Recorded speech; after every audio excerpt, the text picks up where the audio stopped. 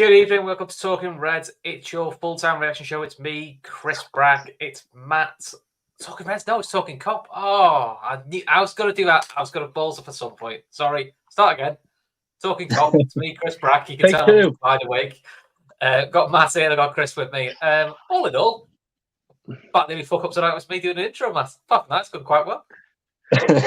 Yeah, I mean, it was. I found that to be quite a nervy second half. I'm not gonna lie. I found that to be a slightly nervy second half. But hey, you're through. That's all that matters. And we got one hell of a goal to talk about. So Yeah, yes, it was. I'll stick you for 1 second, Matt. Lineups. Don't forget anyone had that one, did they?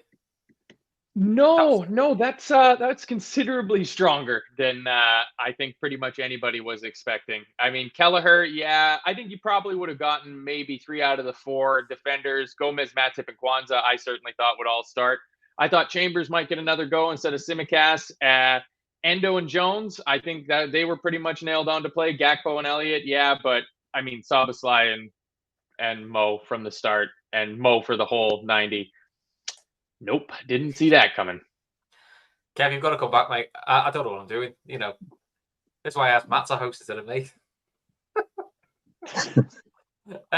Yeah, I mean, Chris, I was all right with the lineup because I can't lie.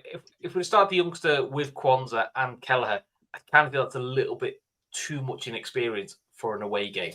I feel like that's possibly setting up a young lad for a bit of a fall there in Chambers. So, but listen, it's quite nice to see Liverpool going for it. I think they got an inkling. Bournemouth were going to go quite strong, and they did, to be fair to themselves. Yeah, look, I mean, I think there's no getting away from it. The weather affected the entire game. And I think the last time we were streaming, I was banging on about some sort of rhythm. And I thought there was actually quite a lot of rhythm in places on the pitch. Certainly with not players I would have expected it to be.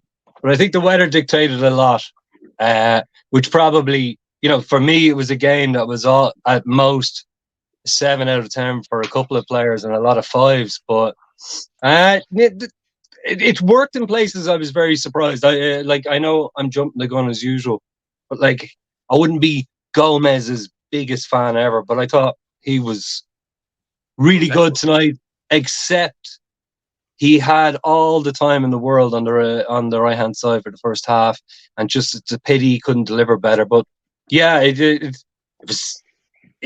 was a bit of a surprise. It was a halfway house between going full squad and trying out, players who aren't going to get as many minutes. And look, we bossed the game. They were just looking for counterattacks, and yeah, it would have been nice if we had got 3-4 for all the play we had. But I know what Matt means. It was nervous, but I mean, I'd only be nervous in that kind of throwback where you've watched the Liverpool team have a lot of ball, pass a lot, and just not finish, and then all of a sudden you're sucker punched with a draw. But no, I did. Considering everything, I'd say the weather looked horrendous, and first half the keeper couldn't kick it past the halfway line because that's how bad the wind was. It was going sideways. Yeah, I mean, there was one of his kickouts around 38 minutes. Their keeper. And it took off, and it looked like it should have landed 20 yards inside the halfway line and ended up 20 yards back in there. You could literally see it stop and come back. So all things considered, special mention, as I don't give 10s. There's no such thing as 10 in life. A 9 to the fans. For 1,300 fans, that is some, in that weather. And they were exceptional. So yeah. No, look. It's not going to get you jumping out of your seat all the time, but it definitely worked in a lot of places more than I would have thought when I saw the names. And next round it comes down to the draw. So Klopp's obviously taking it serious. Yeah, which is good. I mean, Matt, I think you made a chat start of the season. What do we think of the squad? Where we think it will be? We were sort of both going. Well, you were like, they're going to win every game because that's just how you are, Matt, and that's fine. I think I was more like, I think it's a top 4 battle at the moment because there's too many unknowns in terms of we hope certain things will be better than what they are. And one of the hopes was, well, we hope Gomez and Matip stay fit and they can at least play a bit of a part. That'd be kind. To be fair to them at the moment, you're just not worried about them. They're both starting more than we ever expect them to by this point of the season. and looking like the players that we sort of wanted them to be. Gomez, to his credit, Chris was right. He had the full freedom of the half, first half. Second half, he had to dig in defending. Cleared one off the line. He had no chance with the equaliser. And I just thought in general he played really well. And I thought my Greek mate did well. I'll be fair to him. I thought Simicast was solid. Defensively did well. I think he plays a good part in the second goal, which we'll come to in a minute, because I think he makes a very crucial clearance, which leads up to us getting the second goal. So, it's a back four. I thought we did really well. We're going to spend a good 10 minutes talking about Kwanzaa, because, there was a lot of talk of Chelsea, who, I'll be perfectly honest, before we linked for this summer, I'd never heard of him. Never seen him play before in my life. And now you're sort of looking, going, maybe we've actually got one of our own here that, maybe we just didn't even know enough about or give enough credit to. But first half, I sort of find it. I thought it was an entertaining first half. Both sides had chances. Both sides, well, Liverpool should have scored more than they did. And Bournemouth definitely should have done. They had a couple of really good chances. Thought Kelleher made a real smart save early on. Yeah, I mean, it seemed like it was going to be a pretty comfortable game. I mean, coming into it, I was obviously my typical bullish self with my prediction, but I obviously don't pay attention to the local weather reports for Bournemouth. So seeing like the way the wind was just lashing that rain down was unbelievable, and it became pretty obvious pretty quickly that it was going to be a different type of game. Like, just the inability. I mean, the first half, they posed so little threat because they couldn't just move the ball long. Like, they were forced to try to play out from the back, because anytime you tried to play it long, it just died in the wind. We collected and recycled and went over again. I really quite enjoyed how we lined up, because with the lineup that came out, there was a few question marks of, where would Szoboszlai and Elliott play? And again, like, I didn't expect to see Mo Salah playing up through the middle. That one took me rather by surprise. Szoboszlai playing on right wing. Little tinfoil hat, but I'm wondering if Szoboszlai went to Klopp and asked to play, with his playing on the right wing, lining up and going against Kirkez, his national teammate there. In the week before, he said, he told Kirkez he better pray that he's not going to play in this game. Didn't really come to fruition. He didn't really need to send that sort of Hail Mary out, because Szoboszlai didn't have the best game. But who I thought did really quite well playing out of that right-sided 8 role was Harvey Elliott. Going forward, he just looked lively. He was getting on the ball, cutting inside, and he made a fair number of really, really incisive passes in the first half that just cut through the Bournemouth lines, and just seemed like we were going to struggle to find that kind of end ball, that final ball to come through for us. But, eventually it gets there in the end. But I didn't feel a lot of threat from Bournemouth in that first half, if I'm being honest. Yeah, they had two big chances I can think of. One was where Szoboszlai caught on the ball. It's a cross-cover shot, which Kelleher, to his credit, was actually quite sharp too, and gets that. And I think the other one, not long after we'd scored, he gets put through on a counter-attack and he bends it wide. They were probably their two best chances. But outside the goal, Szoboszlai has a shot from distance, which is just wide. I think Mo has a similar sort of chance. So I do wonder, because a lot of people would talk about, why has he gone stronger than normal? Partly maybe because of who we were playing, and they probably got an inkling Bournemouth aren't going to play the kids. But is it also because it's Saturday, Wednesday, Sunday? It's quite big gaps, which is kind of Champions League sort of gaps. And they're going, well, most of these lads are used to that. Whereas if it was Thursday, Sunday, they might have gone, that's too tight. That's where you got to rotate it a bit more. I mean, it still ain't changes, to be fair. I still think, I know, like, it sounds crack. I still think Klopp's trying to play to get a rhythm going. I know we're clocking up results, but I honestly think there's a search for some sort of rhythm. And I thought the pace we played at, considering the pitch, considering the weather, it was quite snappy. It was just we weren't getting final ball or whatever. Gomez had so many opportunities to create havoc down the right. And I'm not blaming him. It's just he was in acres of space all the time. And yeah, I think there's an element of trying to find a rhythm. And then controversially, it could be the farewell lap for Mo. It's a case of like, well, things are going on in the background. Let's just play. You know what I mean? Because I don't know. I mean, I'm not singling him out, but I didn't think he was actually that great tonight. He didn't manage to beat anybody. Never looked like to me like he was going to score. So I don't know. I think it's an element of rhythm. Even like just it sounds crackers. Using them as high level performance. training games, so to speak, to get something clicking that there's no second thinking about passing. Yeah, I know what you mean. I think it is a little bit of getting driven back to side. I mean, I don't think Mo was great, but I'll be honest, I thought all the forwards were quiet. Like Matt said, Szoboszlai was quiet. I thought Gakpo, goal aside, quiet. Even Darwin, we'll talk about it later, his goal's great, but he's quiet. And I think that's more probably because of the way Bournemouth played. I thought Bournemouth played well. And actually, you can see what difference a win makes for them and, why they'll be comfortably probably staying up this year. So there's only so much you can do when you don't have a ball. And we'll talk about the whole Trent in midfield thing because I'm not convinced that worked. I've seen a few in the chat saying he's saying moaning Jesus and did we get beat? No, but we're not also going to be happy clapping and say it's all sunshine and roses because it wasn't. We're all happy we're through, but we can talk about what was great, what wasn't great. That's the idea. It's a news. Yeah, and I mean this wasn't a 7-0. This wasn't a 7-0. It's not like there's an hour's worth of just things to rave about in the game. See, we can take some time to try to be a little bit level-headed because it wasn't a vintage performance by Liverpool in any way, shape, or form. I actually prefer this win, though, to a 7-0 because it's shown they can grind results out. Which, again, is just take off the things where you're going like, well, can they just win a tight 2-1? Yeah, we do. Okay. And to be fair, we're fairly comfortable for once we're 2-1 up. We keep it clean.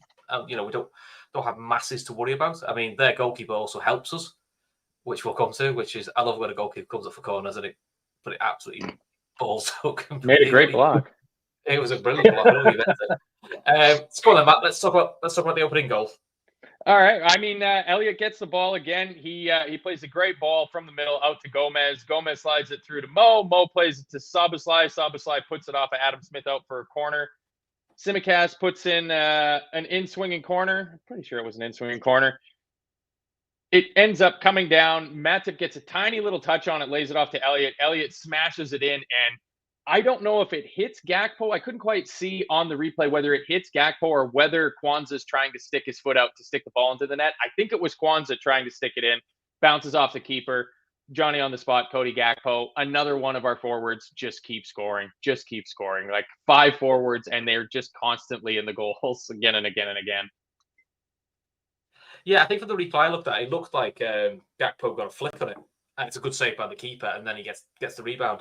I think it was Andrew Beasley saying that's either our 6th or 7th goal this year from a rebound. So again, just showing Liverpool a bit more alive to these sort of reactions, which is good. It's what you want. And gave Harvey Elliott, he missed a sitter at probably a few minutes earlier. So he, again, has a contribution. It feels this year like Kwanzaa got the flick. It felt like someone got a flick and it was a reaction to it. So, that's what we need, and it kind of settles you down then. I think that's now either 128 or 129 games now that Liverpool have led at half-time and not lost. So that also gives you that air of confidence of like, even when they went 1-1, going, we'll probably still go through because it's ages since we've. I think if it actually was Bournemouth was the last team we led at half-time to and lost. And this was in the carries and everything that days. So it's a long time. I enjoy confidence. I enjoyed it by the fact that we managed to score a goal from 5 yards. You know what I mean? It was like somebody's in there because outside of Jota, we generally, it's not exactly a position we have been racking up goals from. So I know there was deflections as well, but Gakpo was awake to it and smashed it in. It just means there's people there. I'm just going to go back. Like, I'm not specifically moaning. I'm not going, oh, this is not great or whatever. It's just I think, when you follow a team, especially through the recent years where we've been absolutely lethal and exciting, I just, you have a compare and contrast. So I'm not moaning. We're true. It was definitely more comfortable than the scoreline suggested. But all I'm just kind of saying is that it's just in places you would like it to tighten up a bit. And I have a funny feeling we'd have an easier time because when that rhythm comes in, you're less worried about going into big games because the team's ticking over. I'm not saying I specifically, this is not very good, or we're not united. You know what I mean? So we'll come to that. Yeah. Look, so half times 1-0. We're all pretty happy. We're all happy. Back 4. Has performed well. Joe Kwanzaa game just gets better and better by every game. both fullbacks were solid, and Matip is that nice calm influence you want next to a young centre back. And do you know what? I thought Kelleher, because I don't think he had a great game, Kelleher, in his last outing against Toulouse, but he definitely helped. That sort of game helped, and also it's a tricky conditions. So game makes it easier for him. Midfield wise, I thought again, but Endo was his usual solid self. You know, did the job. Loves a tactical foul. You know, I think Jones was more of a cog in the machine, a bit more of a genie performance, and Elliott showed his flashes. So it's what you kind of want from 8 changes. It's not going to be fluid, but I thought in general, Matt, were you happy half time or thinking 1-0 away from home, shitty conditions? You know, it's all you need, isn't it? Yeah, I'd say the only bugbear I would have had at halftime was I thought that Szoboszlai was having quite a poor game. And I guess it's hard in retrospect now I'm thinking about it that he was playing in a different position. He just didn't seem to be getting back and involved and in the buildup of the play as much. But of course, he was playing on the wing, not in midfield. But yeah, no, I just thought it was tidy. I really feel like every time we see Wataru Endo, he just gets that little bit quicker and smarter on the ball. Like he's realizing when the ball is going to be played into him in a dangerous position, and he's taking a quick look over his shoulder so he's not getting caught. And just the more game time he gets and playing with the players that he's with, I mean, no question. I'll say the standard thing. No knock on Stuttgart, but I mean, knock on Stuttgart. We've got better players than he played with at Stuttgart. That's just plainly obvious. And so he's just learning that he can be that little bit riskier with the ball, play it that first time around. And I thought some of the link up in that middle of the park with our midfield was actually looking quite solid. And I mean, with the exception of the fact that we had to turn around at halftime and they got to have the wind at their back because it was pretty obvious that it was going to be a long ball onslaught for the entire second half. And just before that, I know, Goldie, you sort of said the same sort of thing. 36 minute, I really got the feeling that today was going to be the day for Joe Gomez because he did seem to be getting into space. Szoboszlai and Salah were really taking the attention of the defenders away, and Gomez just kept popping up into space. And I'm picturing him getting the ball on the corner of the box and just lashing beautiful shot into the top corner. I've told you about he's scoring the winner in a cup final. That's his only goal he scored for the, but he's going to be in a cup final. That's the Joe Gomez thing. That's what he's going to do. I don't think it's ever going to happen. Probably not, but it'd be great if his only goal is a cup final winner. That'd be perfect for him. But it was so odd. He was turning up non-stop. It was like every time we played down far out to the far right, he had all the time in the world, and Bournemouth never went out to close him down. But yeah, I suppose it's ingrained in your head. I'm not going to try a pop from here when I've got Mo Salah gap going in the middle, or I'm going to pull it back out to the edge of the penalty box for Elliott or somebody. So yeah, no, he owned the first 30 minutes. He had the field to himself, but he just wanted one of them to go as a really, a goal scoring assist cross. But it just, he had it. He had it. That was his opportunity, Matt. That was his moment. That we can just keep building on this, Hopefully, we get a little lucky with the draw in a few minutes here, and we get Porteo or somebody like that. We'll probably do a 1-hour reaction show if Joe Gomez scores. I'll be honest, it'd be well worth it. But yeah, second half, with the wind blowing into Kelleher, they clearly did a shoot on sight policy because you know what? Just see what happens as the wind catches it. And I think they had a corner where, to be fair to Joe Gomez, he does well to clear off the line because the wind catch one of their corners, and you just think it's going to fly in top corner. But just before they scored, I think Mo has one chance where he heads it just wide. You're thinking probably should do better. But if we're being honest, I felt when they equalised, it felt like that goal was coming.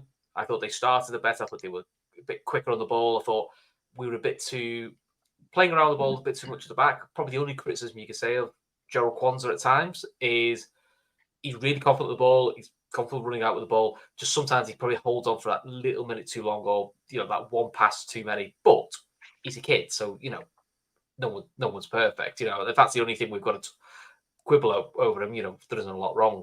But I sort of felt the equaliser was coming. It's frustrating. Chris, guys, yard out, one mark to the corner. Obviously, Joe's stood on the line because he's there to clear off the line if it happens. But he's probably yard out.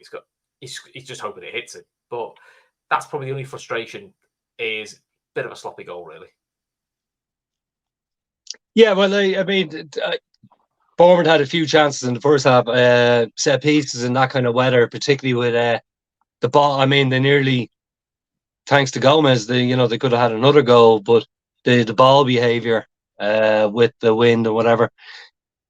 But having said that, like it's the great cliche: 1-0 is a dangerous lead, and the more we weren't putting away chances. Like, to be honest with you, even with 15 to go, I would have not been surprised if it went 2-2. So again, I'll put it out to weather. I would have a few issues with some of the people, that were starting and playing. So yeah, you're always running that risk. Yeah, I mean, Matt, just before they scored us, we made a triple sub. We brought on the Elma. Nunez came on, Trent came on, and McAllister came on. Little surprised the ones who went off. It was just the whole midfield. Just the whole midfield. Let's put a brand new midfield on. He's like, all right, okay, we'll stick Elliot on with just, Elliot just got moved. Yeah. You're like, I was a little surprised. I thought, oh, okay. I actually Gakpo was going off because I thought he's coming back from injury, so probably saves it. And I generally assumed, this is not my anti-Simicast thing, I just generally assumed, Trent will go right back, Gomez will go left back, and Simicast will get half-hour rest because he'd be playing at the weekend.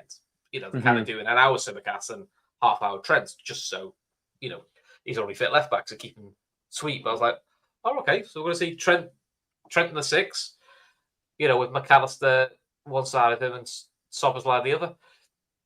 How did you think Trent the 6 thing worked? For me, bit too many Hollywood balls. Kind of wasn't that type of game. Kind of just need to keep it neat and tidy. Not sure. Well, I would counter that and say that about my favorite thing that he was doing was, in fact, some of the Hollywood balls, where the ball was just bobbling around in that mess between our defensive third and the middle third, and he just hoofed it out and just let the wind play tricks with the ball. He's putting crazy spin on the ball with the way that he's able to kick it. Just let it go up there, because odds, like in that game, the balls that we were pumping forward in the second half, a lot of them wasn't the first header one, because the ball was behaving so strangely in the wind, because it really seemed like it was gusting. There was times where the wind would kind of go down a little bit, and then it would just come right back up to, like, I think they said it was getting like 60-mile-an-hour winds out there. Mm-hmm. So I thought that was fine. Apparently Paul Gorser said Liverpool's flight home's been cancelled because of the weather. Yeah, that sounds about right. That does sound about right. As long as they're not taking a boat, that's fine. Just drive home. Everything will be fine. I like the players that were coming on, but it was a real head scratcher in terms of where we were going to line up and how. I thought maybe a little 3 at the back, because we were so under the pump at that point. Like you said, Mo had that header from Elliott's basically his last contribution in the game. But other than that, the first 15 minutes of the second half was just, it was coming. So it wasn't a huge shock when the ball ends up going into the back of the net. And I looked at those changes and was like, that doesn't really scream close up shop. Darwin Nunez, Trent, and McAllister. I could see McAllister, but then you take Endo off, so you figure that's just a straight swap. So the Trent and midfield thing, I don't know if it was the game for it, because like in that first 15 minutes, I mean, even basically for the entirety of the second half, they were all over us. I mean, credit to Areola. He has to know that he's under a little bit of pressure because of Bournemouth's results, but I thought he did a masterful job of taking advantage of the weather conditions in the second half, because they pressed the life out of us, because they knew that we wouldn't be able to get the ball. Like Kelleher had a goal kick about a minute into the second half, and it went to the halfway line and then went all the way back to pretty much the edge of our box because the wind was so strong. So we weren't going to be able to just hoof the ball out without immediately turning it over in an awkward position, because now the ball's, coming back at us from a direction we don't expect it. So we were playing up from the back, and like you mentioned Kwanzaa, I thought he was so composed on the ball. A few times he held it a little bit, but I mean, he Cruyff turned a guy on the sideline. In the 17th minute, he got the ball in our box. This is in the first half when he could have just lumped it long, and he dribbled around 2 or 3 of their players.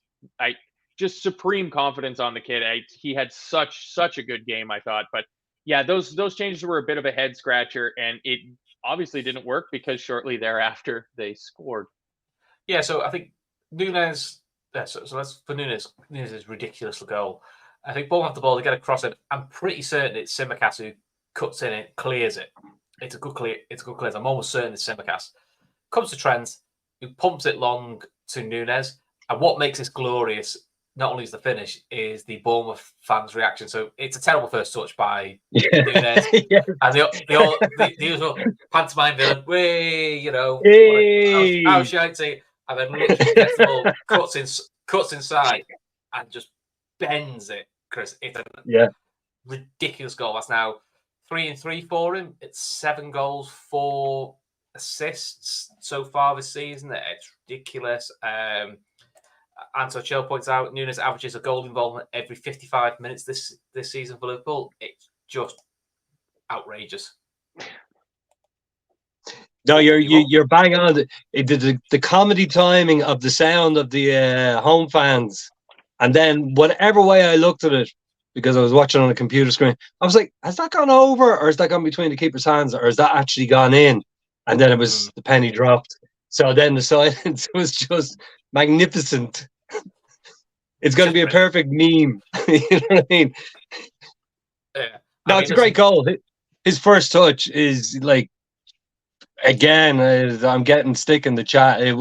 Weather related, but the recovery, and then just, I think probably, he hears that noise and just goes, well, stuff you, and just goes, right, I'm going for this. I'm leathering it.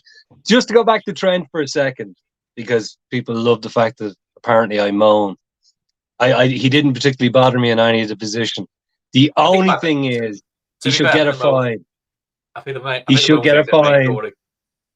He should get a fine when we broke 5-on-3, and he decided to go Hollywood. Yeah. So just slip it left as 2 there. If he's doing that from fullback, it sounds weird. You can let him off. As a fullback running through, fine. If you're playing centre mid, that's kind of where, if that was Szoboszlai or McAllister, we'd be saying the same thing.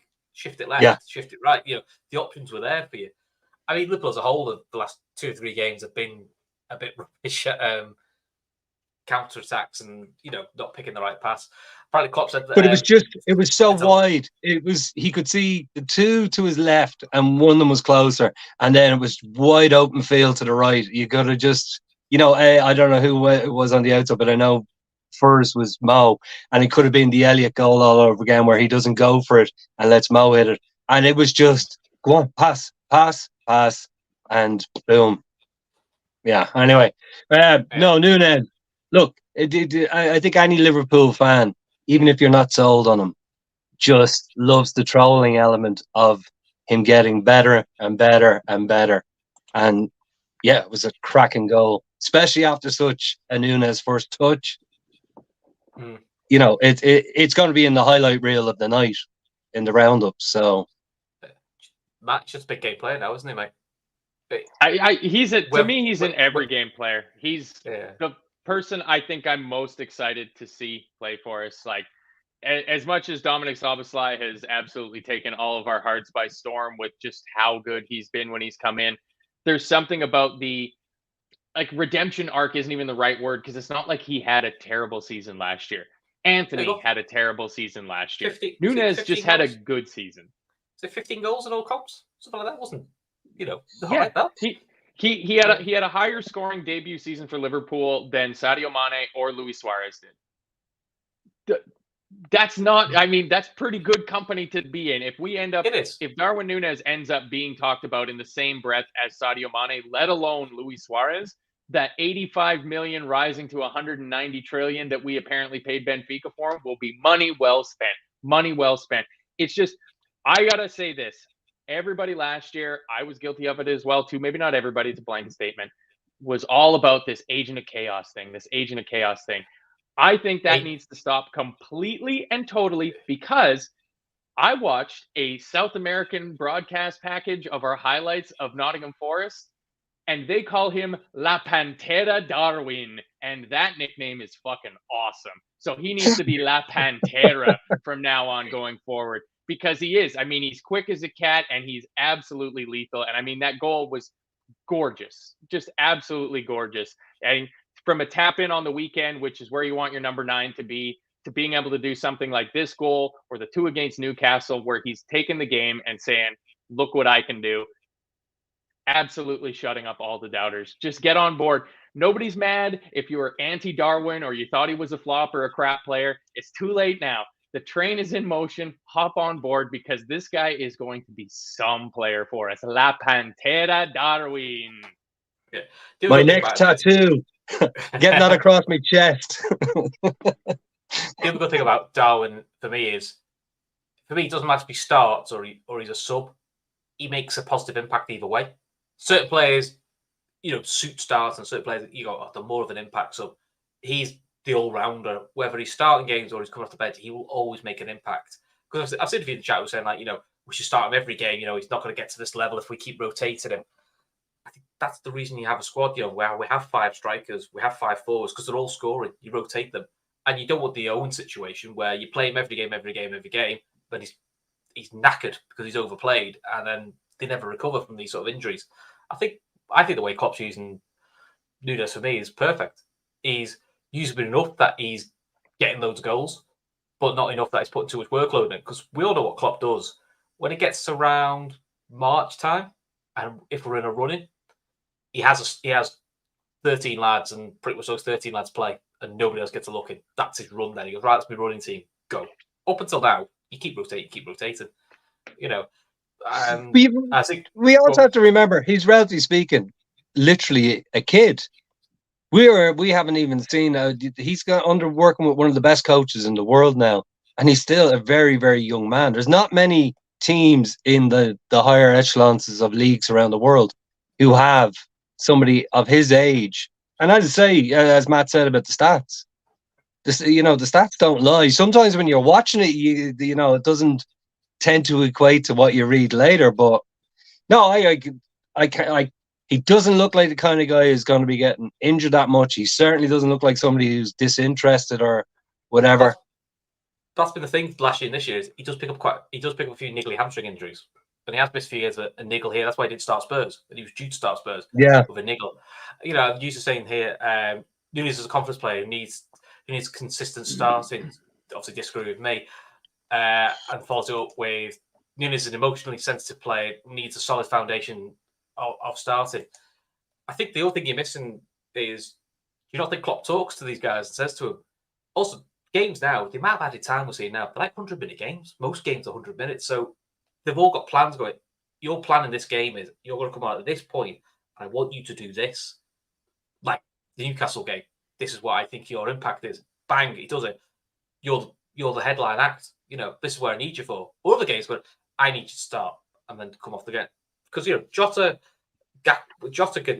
is unlucky not to start every game at the moment. Because at the moment, I don't know about you, Mike, it feels like Jota scores every game he plays in at the moment. But you've got to rotate them at some point. Salah feels like he scores every game. We can't play all 5 of them. Eventually, you've got to rotate a little bit. What a great problem to have. Yeah, exactly. It's a nice problem, isn't it? Yeah. And to be honest with you, another thing is, I'm not disagreeing with the comment, but if somebody is an emotional player, sometimes people actually play better or perform better angry. So if he's feeling a little bit hard done by, maybe he's a guy whose personality suits having a bone to chew on. I don't know. I mean, we can't start 5. Yeah, we can't start. Well, we can, but it'll be it'd be an interesting game. If we did. 3 at the back. Yeah. All right. I mean, if we all agree that Darwin is an emotional player, and this goes to what Goldie said, and I think it would be my honorary mention for man of the match. Damn, do our fans love chanting Nunez to him. And it seems like it just gives him like a shock of electricity to him. Whether he's taking a bad touch or having a bad miss or absolutely pile driving the ball into the back of the net, our fans love Darwin Nunez, and I think he absolutely thrives on that. Yet nobody's getting on his back. You could have been hearing murmurs in the ground and stuff like that after a poor first season. But no, it was none of that, especially at Anfield and especially on days like today where it was like Bournemouth's home crowd just were completely muted. And it could have been the placement of the TV mics. It might have just been that they were miking up the away fans so much more. But great atmosphere by the players, and he just seems to completely thrive off of it. Yeah, Anthony in the chat here saying, I I don't think that's the case. He looks quite relaxed and he keeps smiling. He does. I think they all Yeah. look relaxed. You know, now listen, if it's a cup final and they're not starting, yeah, they're all going to look a bit annoyed then. But let's worry about that sort of stuff if we get. But I think, like, just to finish on it, like, I mean, Liverpool fans, you know, they stand out with generally not going along with the line. So I think there's no doubt there's an element of Liverpool followers who watch the press take the piss out of them and whatever. And everybody, fair enough, it's banter where they lay it on thick about when stuff's not working out. And as Matt said, since I can remember, didn't matter what was happening, the chant goes out, and it's a real stuff you know what I mean? Well, it's a rallying cry. Like, yes, just get them. Yeah, that's it, Matt. Get the tattoo as well, G. Yeah. La Pantera. So can we finish on the funny part? Can we finish on the funny part of the game? So it's 94th minute. Bournemouth have a dangerous free kick. Silly free kick given away by Gravenberch. Keeper's coming up. Oh, we've seen this game before. Let's see what happens. Falls back to the Bournemouth player, and it's a great block by the keeper. Wish he fucking meant it, but it's stunner. Stunner. You just see it's that like shoulder and shrugs are like, sorry lads, I'll go back and go. The best bit, he even spread himself in his attempt to get out of the way. He actually spread. No, man of the match stuff that was. It is because the commentary I watched, they done a big up about the fact that the keeper was going up. So his moment was written, but it just not as a defender. But it was a brilliant spread. And it wasn't a handball. So what a defender! Matt, who do you want in the next round? Do you know who's in the next round? I can give you the list if you need it. I mean, it doesn't really matter. I mean, the Ev would be nice. It'd be nice to have the Ev. I mean, obviously, you want Port Vale or Middlesbrough at home. You want the easiest path possible. I'll be honest. I want Port Vale at home. I'll openly say that's what I want. Yeah, of course. I mean, why wouldn't you want that? But just before the absolute comedy of bringing up your keeper and then playing a short free kick routine, which made absolutely no sense. There, 88th minute and 93rd minute, Jarell Kwanzaa, two absolute key interventions in the game. 88th minute, they're swinging across into the box. He's got Kiefer Moore, who's just come onto the field, big, tall guy, strong in the air. Oh, yeah. Kwanzaa wins the header, puts it over the bar, in the danger zone. Just calm as you want. And then 93rd minute, they're looking like they're breaking, and he slides in, kicks the ball out for a throw in. Just the little things like that he is so impressive. Speaking of Kiefer Moore, I forgot about this one as well. About 6 minutes to go, dangerous free kick, wide right. So you're thinking, right, we know what we're going to do here. They've got Solanke, they've got Kiefer Moore, the big units. Whip this in, aim for a header. Perfect. Traore goes, it's really wide right, about 30 yards from goal. I'm going to do a lob run. I have a crack at this. And it goes so high and so wide. And we just zoom in on Kiefer Moore's face. He just looks at someone like, are you kidding me? Chris, Seriously, I thought you were talking about what happened a minute later when Kiefer Moore has a one-on-one and running against Kwanzaa and trips over his own feet. And then half went for the appeal. Shall I say for a foul? And goes, I just fell over. No. Yeah, but yeah, but Traore. I mean, if I was if you're a ball fan, you want to kill Traore. He's like, just whip it in. I think they lost a lot of their threat from their set pieces when Alex Scott went off. I was really impressed by him, because there was a lot of talk around him, is this next, promising young English midfielder, and he makes his move from Bristol to Bournemouth this year, and he picked up an unfortunate injury at the start of the season. I think he might have played in their first game. So I don't believe he played against us in the league. No, he didn't. No, I don't believe so. But it was him that almost scored the what I've learned now is called an Olympico, a Douglas Luiz straight from the corner. That was his corner that he whipped in, and then he of course put the ball in that Clivert headed home. And when he got taken off in the 80th minute, when they made their double substitution there, that really took a lot of the sting away. Because, as you said, Traore, I mean, a hell of a rugby conversion it would have been. Yeah. Honorary mention as well, a game changer. I know I mentioned it at the start, but I don't think it came up again. Gomez's header off the line from the corner. Very good. Yeah, brilliant. That moment, he was running back, could have easily headed into his own goal or whatever. Big moment. The momentum could have changed, I felt anyway. And I thought, again, I'm not the world's biggest fan of Gomez, there when it counted, and a very difficult clearance. Yeah. Done the job. Jerry says, how did Kirkhouse do at right back? I thought he played well. Yeah. Again, he looks another one that I don't think will be a Bournemouth for long. I could see him going up the leagues quite quickly. So I thought he did. I know what I think. Both got a few good players there. They'll do well to keep hold of some of them, especially Alex Scott. I can't see them keeping hold of him for long, just because he's played really well. Right. So hopefully the draw is going to come through in the next 4 or 5 minutes. So we might hang on for that. But Matt, who's your man of the match? That's not Gerald Kwanzaa. Ah, that's unfair. That's because really we're all going to see Gerald Kwanzaa, I think. So rightly so, because he's brilliant. I would say Matip. I would say Matip then. I thought, just being that steady hand there. It was why when I was thinking about a potential lineup before, I really want to see Kwanzaa get these games, the League Cup games and the Europa League games. I think he's really going to be able to build on it and save us. Somebody said 40 million earlier. It's more like 60, 70, 80 million. We're talking a young English center half, and it's pure profit on him. But the idea of having Kwanzaa and Luke Chambers make up the left side, that was like, ooh, that's pretty inexperienced there. So having Tsimikas there and then having Matip on the other side, and you said it at the top of the show, Chris, early in the year, we talked about what we need to be successful. And after the transfer window slammed shut as it does in trademark fashion, and we didn't end up bringing another defender in, I'm pretty sure I was on a show with Kev. It might have been after a show. And I said, we just need some luck now. We just need luck with injuries. Yeah. If we don't have that extra body in, we just need Kwanzaa to not be Billy Comedio, Sepp Vandenberg type. We just need him to be able to play some games, and we need to get lucky with the injuries.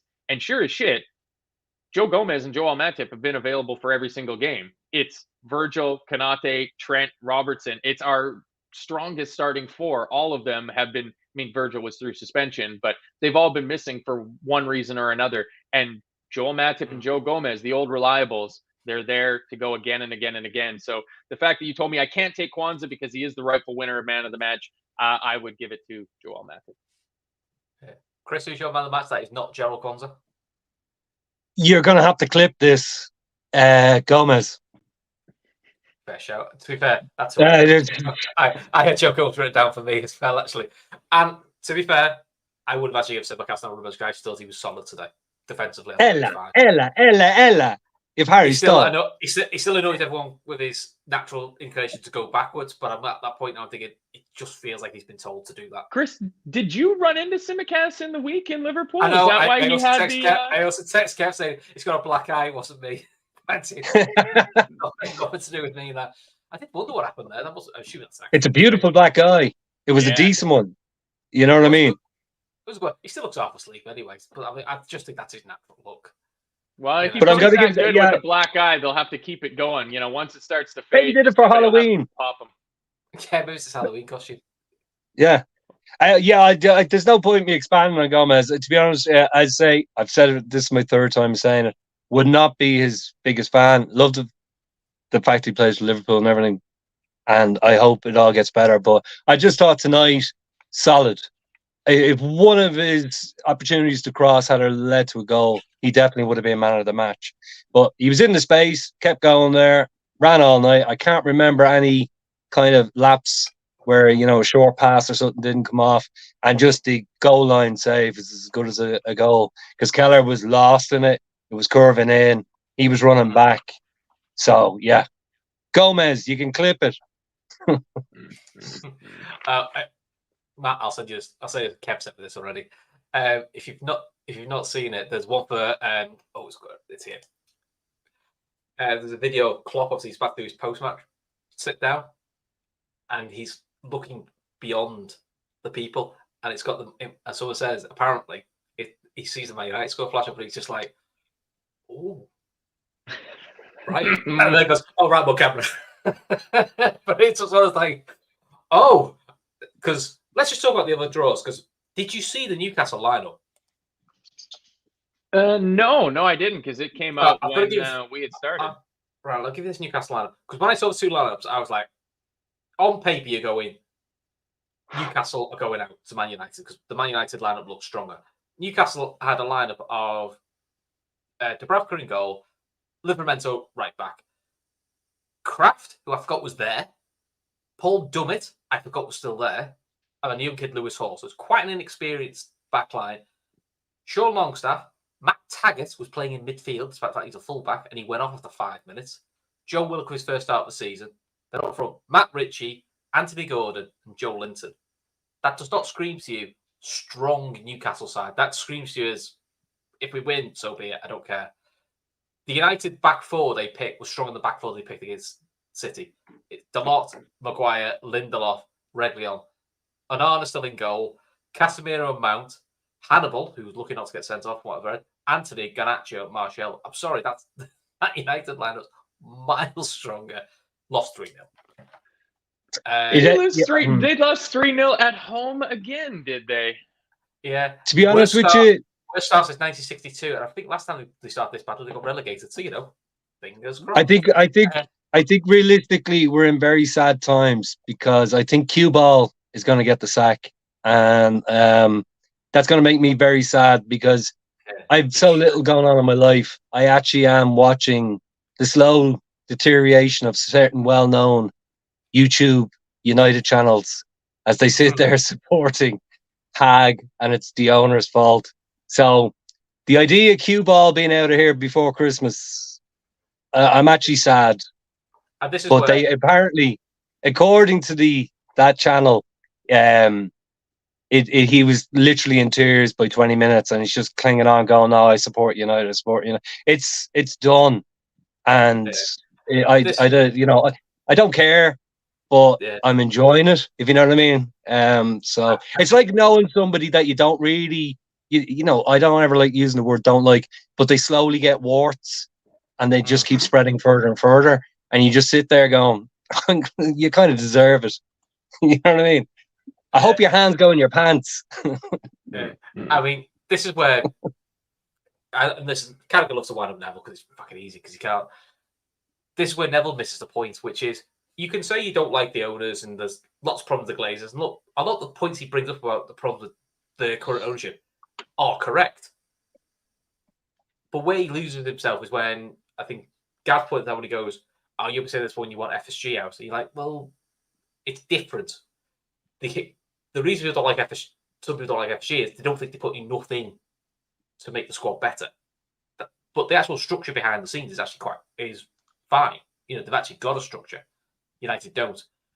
But it can be, both things can be right, as in, you've got shit owners, you have got shit owners, but the guy you're employing to be your manager is a bit of a dud. Because you can't blame the Glazers for the lineups he's picking, which are fucking wild, the tactics he's doing, which are mad.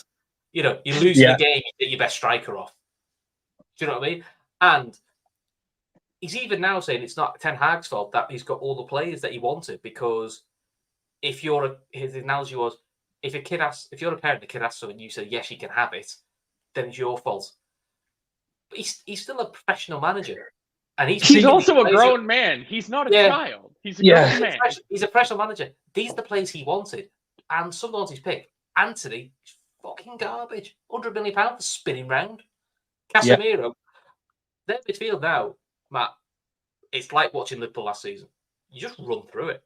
It's worse. There's nothing to stop it. There's no legs in it. You just run through it every time. The weirdest thing is they've been in chaos since Ferguson, and that's grand. Again, it's not my club. I'm not absolutely getting the digs in, but I think this has now hit a new low because of the growth of fan channels, Neville's status within being with all these extra channels now via the Sky thing. So the problem is, before, at least normally, you just get a slow turn and say 60% of your fan base are like, yeah, we're onto that story, and look, time is time. They're at each other left, right, and centre. And it's either, it's the owners, and then they're being told, look, you spent the most money of any club on this planet. So that kind of falls down. Neville, he doesn't massively bother me, whatever, but then he's got his agenda. Rio's got his agenda, and at the background, you just feel they all want to buy into it. Because I think one of his big ones is they need to redevelop all the land around Old Trafford, which on the surface, that sounds quite reasonable. Have a look into who owns some of that land around Old Trafford. There might be a reason why certain people are saying they should be developing it, but that's for people to go and look into. But I would say not all of the reasons he wants things fixing are completely not for his benefit. And I can't believe that any of these people who've tried to take over Man United have not spoken to the likes of Gary Neville or Rio Ferdinand, because if you want a quick win, you just put them as the figurehead of the consortium. Yeah. So it's quite a quick win. Well, I think Beckham has tried to position himself that way, and with the Miami franchise, it makes sense he would. But the bottom line, I won't bring it up because I know Gav gets stick. But considering a lot of clubs, their fan base would have questions about oil money or estate being involved at club.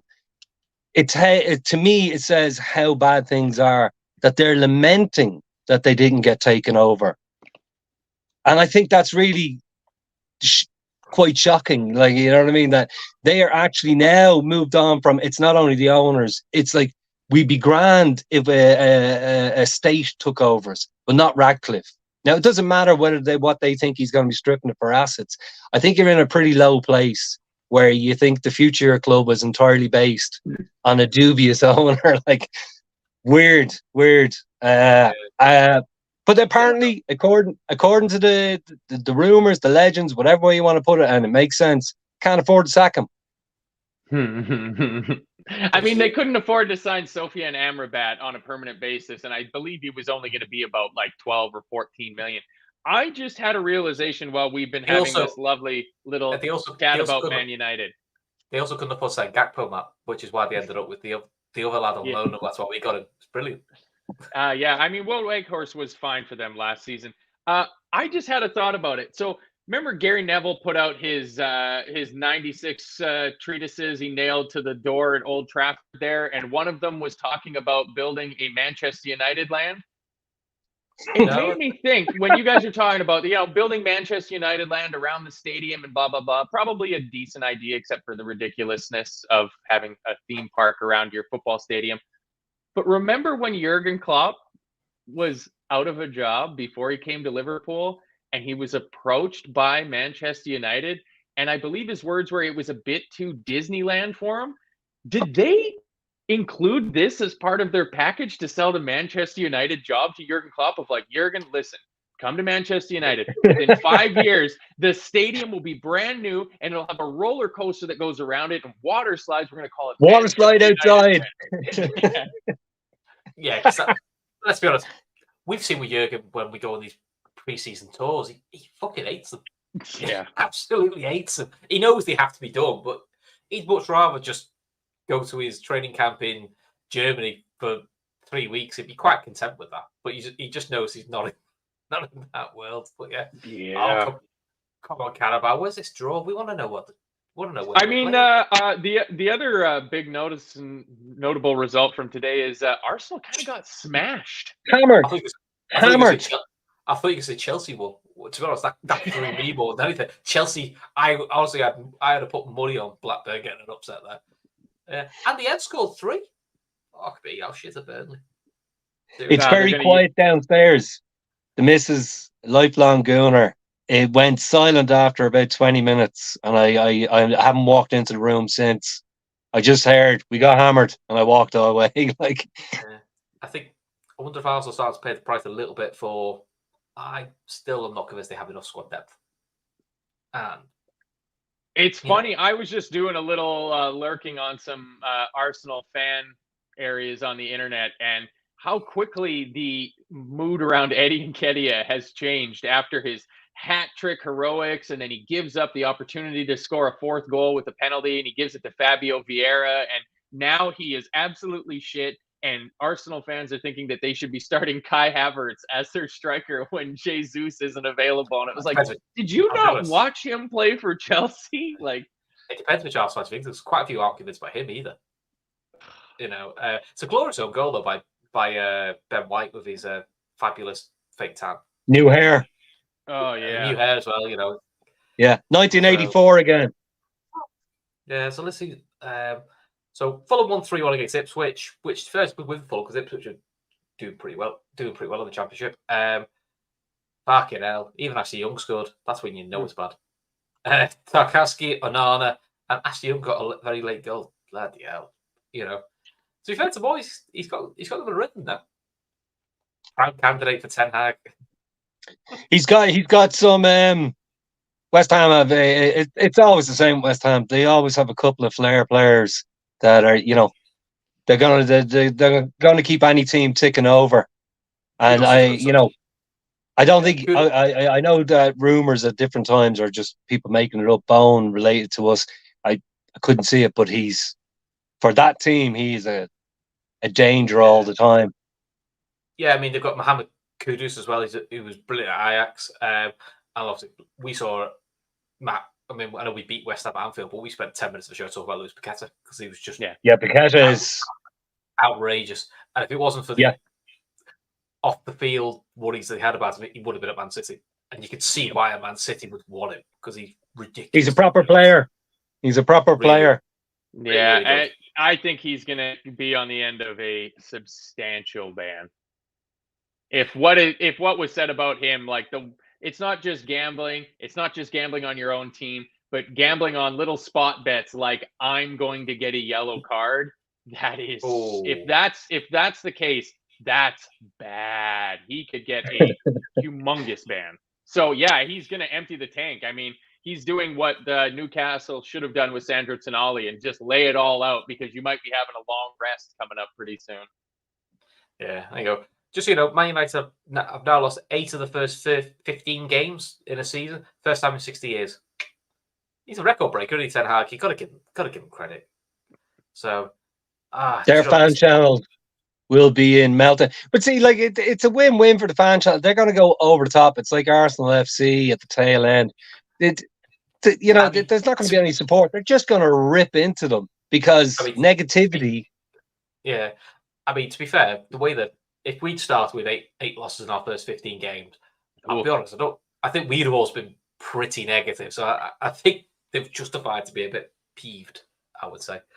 Jerry's asking, any thoughts on Max? Go on, your bit. Edburl? I don't know. Yeah, he's a sporting director, isn't he? He's been linked with Liverpool and Bayern, isn't he? So I mean, they need to get that position sorted. Yeah, I don't. Really. I'm sorry. I'd like to think that I follow the sport pretty comprehensively. If anybody is saying that they know anything about sporting directors, they're full of shit. Who knows? I had never heard of Jörg Schmadtke before. He still might be a fake guy. That might just be a Harvey Weinstein impersonator that they walk around so that everybody doesn't think that Jurgen Klopp does all of the work on our transfers. Who knows? Paul Mitchell, sure. Michael Edwards, you didn't ever hear about him until he got credit for getting some of the deals done that we got done. So, like, yeah, I don't know. We need somebody in to do the job, or we don't. I don't know. Like, honestly, Ralph Ragnick. I would take Ralph Ragnick in a heartbeat because that was maybe the biggest mistake that United have done in the last couple of years.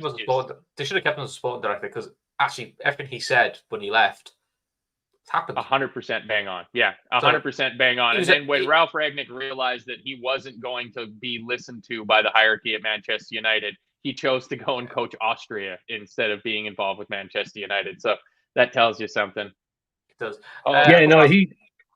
He turns out he was the oracle because I listened to in the background one of their fan channels talking about single biggest regret, and pretty much it seems whatever got out about what he was saying seems to be line by line coming true.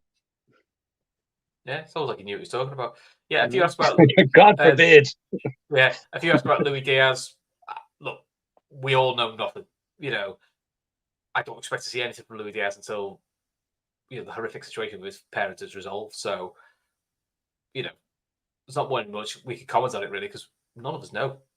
So it was hopes and prayers that his dad's found safe and sound, and he can relax again because it's a horrible situation not knowing what's happening. Very, very worrying. But again, that's probably why Mo Salah started tonight because we've only got in the football world the 4 options because Ben Doak literally trained yesterday.